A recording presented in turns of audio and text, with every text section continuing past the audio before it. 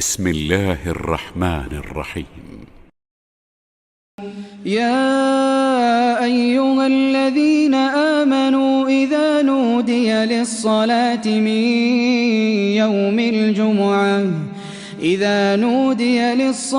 من يوم الجمعة فاسعوا إلى ذكر الله وذروا البيع ذلكم خير لكم إن كنتم تعلمون. السلام عليكم ورحمة الله وبركاته.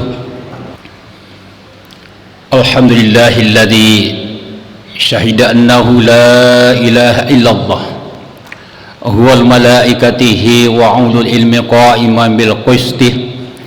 أشهد أن لا إله إلا الله وحده لا شريك له وأشهد أن محمدا عبده ورسوله. اللهم صل وسلم على سيدنا محمد وعلى آله وأصحابه أجمعين. أما بعد، ittaqullah haqqa tuqati wa la tamutunna illa wa antum muslimun. Wa qala ta'ala fil Qur'an al-Azim, a'udzu billahi minasy syaithanir rajim. Yuslih lakum a'malakum wa yaghfir lakum dhunubakum wa man yuti' Allah wa rasulahu faqad faza fawzan 'azima. Sadaqallahul azim wa ballagha rasuluhu nabiyul karim wa nahnu ala dzalika minasy syahidin walhamdulillahi rabbil alamin.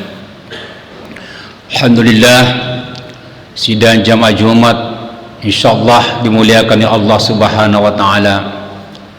Refujang Allah Subhanahu wa taala nasaba akama sesi matana rikkeng redik maneng nato pada engker lenaya masjid mak barakat tae sikira-kira tanra riga ongkata pada mengakui aleta majapu engka ki atah tonga-tonga pole Subhanahu wa taala riga ongkata si mata pasil nerengi parintana yang hari itu sempajak Jumat. Begitu pula mari kita senantiasa berupaya dan berusaha selalu meningkatkan ketakwaan kita kepada Allah Subhanahu wa taala, yakni berusaha melaksanakan segala apa yang telah diperintahkan dan berusaha menjauhi segala apa yang telah dilarang. Selawat dan taslim semoga tetap tercurah kepada junjungan Nabi besar kita Muhammad sallallahu alaihi wasallam, Nabi yang insyaallah akan berikan syafaat baik di muka bumi ini lebih-lebih di akhirat kelak. Hadirin sidang jamaah Jumat yang saya muliakan, insyaallah pada kesempatan yang mulia ini tema khutbah yang saya akan uraikan secara singkat yakni terkait kebahagiaan. Tentu padang kemana ki puninawai rigong kata adlebot na tanalinoy melok mana ki runtuk ye ritalae kebahagiaan, baik bahagia di dunia lebih-lebih di akhirat kelak. Namun kalau kita pertanyakan kalimat bahagia ini, kira-kira tegi monro nariasa ngetahui bahagia, posisi mana, kemudian pada saat kapan orang dikatakan bahagia. Ternyata ada beberapa pemahaman. Yang pertama, ada yang beranggapan bahwa kalau mau bahagia maka beradalah pada posisi kaya raya. Kalau banyak harta, kaya raya, apapun kebutuhan yang diinginkan kita bisa raih. Maka orang sebagian memahami bahwa disitulah letak kebahagiaan, karena akan mendapatkan suatu kesenangan kalau tercapai kebutuhan hidup. Namun sebenarnya menurut Imam Ghazali, bahwa kebahagiaan itu adalah dikenal dengan as-sa'adatul hakikiyah, kebahagiaan yang hakiki adalah orang yang merasakan ketenangan, ketentraman, baik di waktu senang, begitu pula di waktu susah. Wah, hebat ini. Juga Profesor Hamka di dalam tasawuf modern, bahwa bahagia itu adalah as-sa'adatul jamiliyah.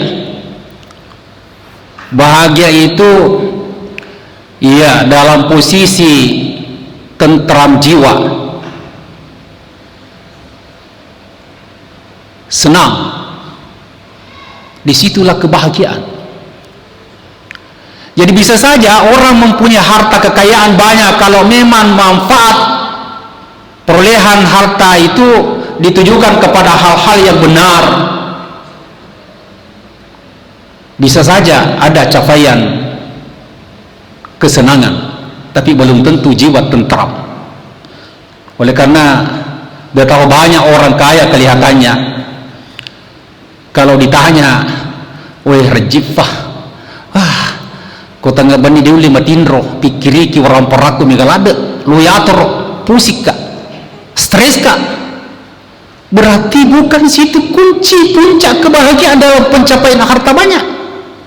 Tidak semua orang bisa capai seperti itu. Ini yang pertama.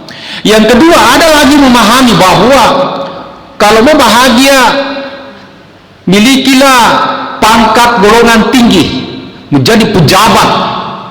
Karena pejabat punya pangkat tinggi itu bisa mengatur-atur apa yang diinginkan, bisa mengatur banyak orang, membantu, ya, bisa tercapai keinginan-keinginan yang apa dirancanakan, diprogramkan.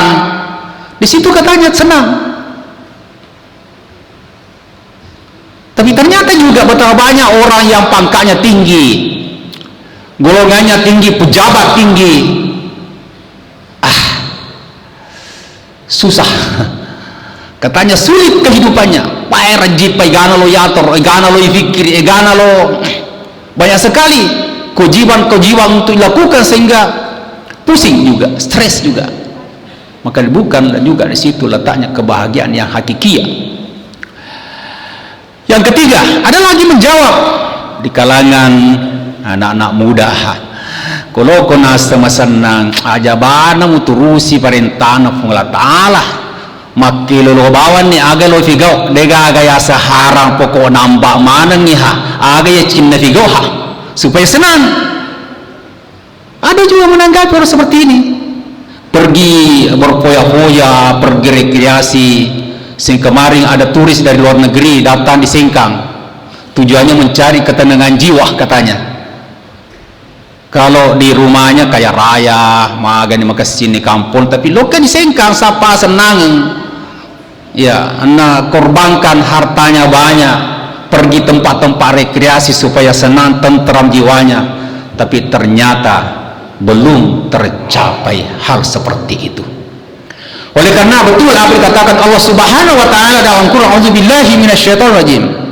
Wa may yuti'illah wa rasulahu faqad faza fawzan aziman."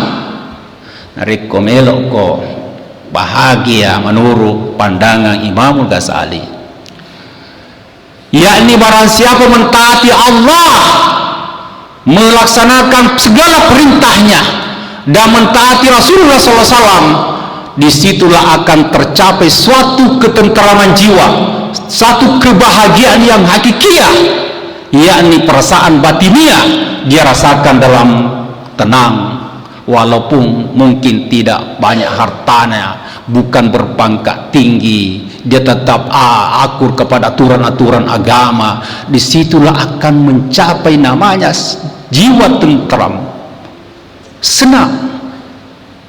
Dalam kondisi apapun pengaruh-pengaruh dari luar, tapi dia punya patokan bahwa saya taat kepada Allah, melaksanakan perintah Allah, menjauh segala larangannya, maka di situ bisa dicapai namanya kebahagiaan hakikiah.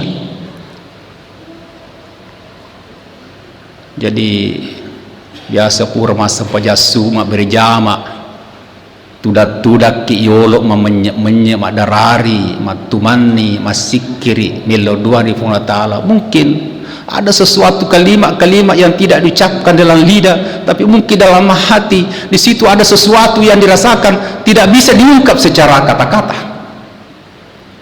Itulah ketentraman, itulah ketenangan jiwa karena mentaati perintah Allah.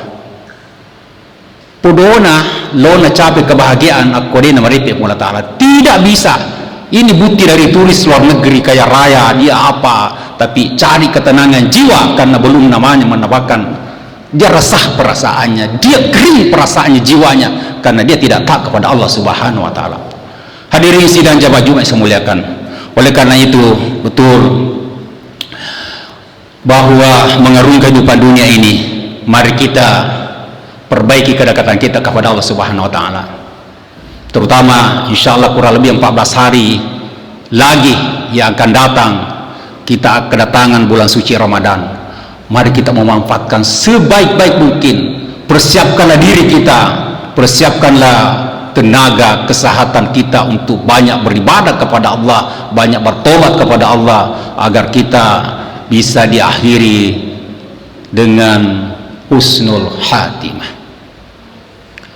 Ciri-ciri orang bahagia menurut Ibnu Abbas, yang pertama, kalau kalbun syakirin, hatinya sudah selalu bersyukur kepada Allah. Mari ya syukur Allah Ta'ala, alhamdulillah wa masih taqwa. Dia tidak stres karena dia selalu mensyukuri apapun yang terjadi pada dirinya. Semua yang terjadi pada kita punya hikmah. Mungkin tidak baik kelihatannya, tapi di sisi Allah baik. Mungkin juga baik pandangan kita, tapi di sisi Allah tidak baik. Oleh karena itu banyak mensyukuri apa yang diterima dari Allah Subhanahu wa Ta'ala. In syakartum lazidannakum kafatin azab ila syadid. Yang kedua, ciri-ciri orang bahagia adalah al-walus salihah. Angke keluargana saleh-salehah, suami istri saleh-salehah. Tumat turu mana lori pun Ta'ala, itu ciri-ciri orang bahagia. Kemudian al-waladun salih, angki wija-wijana keturunanna tumat turu roti pajajanna maturu roh pun Ta'ala.